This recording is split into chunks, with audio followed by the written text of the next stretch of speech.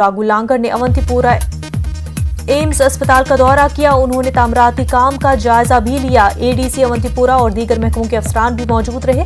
Covid کے بعد اب ایمز کے تعمیراتی کام میں سرعت لائی گئی ہے. ڈی سی کے مطابق 2024 میں ایمز کا پہلا مرحلہ مکمل ہوگا. کل 42 منتھ کا اس میں کمپلیشن پیریڈ ہے. مئی 24 میں اس کا فیز 1 کمپلیٹ ہونا ہے.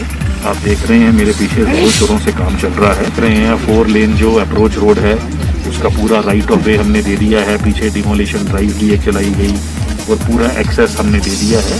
تو میں سمجھتا ہوں پوری پرائرٹی ہے. سینک بھون کپواڑہ میں ایک تقریب کا انعقاد کیا گیا. اے ڈی سی محمد اشرف نے شہیدوں کی بیواؤں میں کمبل تقسیم کیے. سابق فوجیوں اور شہید جوانوں کی بیویوں میں ایک خاصی تعداد نے شرکت کی تھی. انہوں نے اپنے مسائل کو انتظامیہ کے نوٹس میں لایا.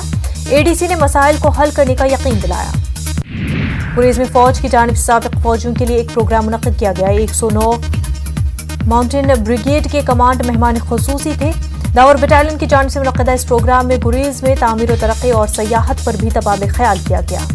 اخنور کے سرحدی علاقے برامنہاس میں بی ایس ایف نے فری میڈیکل کیمپ منعقد کیا. اس کیمپ میں آنکھ، ناک، کان اور دیگر عام بیماریوں کا علاج کیا گیا اور دوائیاں بھی مفت دی گئی. 450 سے زیادہ مریضوں نے اس کیمپ سے استفادہ کیا. اس دوران مویشیوں کا بھی علاج کیا گیا. کورونا وبا کے دوران باہمی امداد اور انحصار کا جذبہ مستحکم ہوا ہے. ملک اس وبا سے متحد ہو کر مقابلہ کر رہا ہے.